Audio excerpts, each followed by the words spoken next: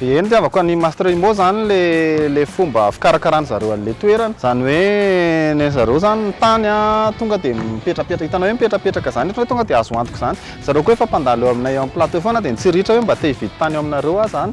De hitako hoe matotra kokoa zany sady efa voaporofo hoe be dia be ny olona efa nahazo boky tato de natoky zany.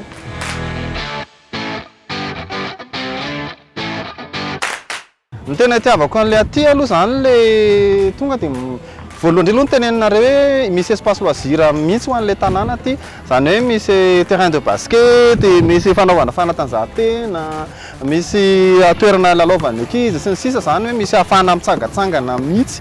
De tiako zany hoe le tanàna zany tsy mangingina fa eo daholo ny tranon'ny olona fa misy toerana hoe mba ahafahan'ny rehetra miala voly ray aloha zay. De le vue koa de le rivotra aty mahafinaritra de za koa ty mahita roplanina.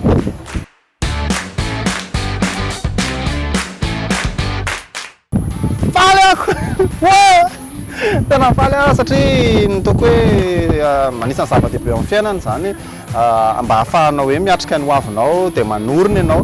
De faly satria tena somary tratran'ireny confinement sesisesiny ireny somary sarotsarotra ihany ny iainana ilay izy nefa azo ihany le boky ty farany de hiditra amin'ny ady mafy amin'ny fananganana indray zao.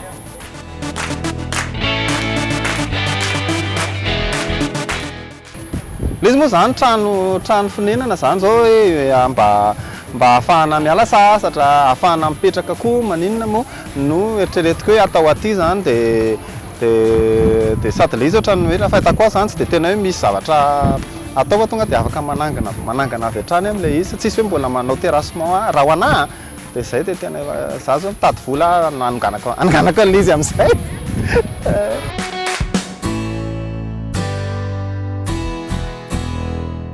Aza matahotra miaraka amin'ny Master Imo satria ary zareo tena matotra be mihitsy ary le zavatra teneniny tonga de tanterahany daholo asina an'izao hoe de misy an'izay eo ny lalana makany amin'ny tranonao tonga de hoe vitan'zareo goudronné tonga de milamina tonga de azonao antoka zany hoe lasa résidentiel tsara ny tanànanao zany rehefa vita zany de aza mianahana aza miandry ela fa melafo foana zao amin'ny tany de melafo foana ihany koa ny matériel nanganana de mbo misy zany opportunité hoe azo alotsy kelikely ohatran'izao izy de tongava de efa misy ohatran'ny mbola misy tany hafa zao de reny tonga de vonjevonjeo fa manjary lasa ny olona hafa ny anjaranao.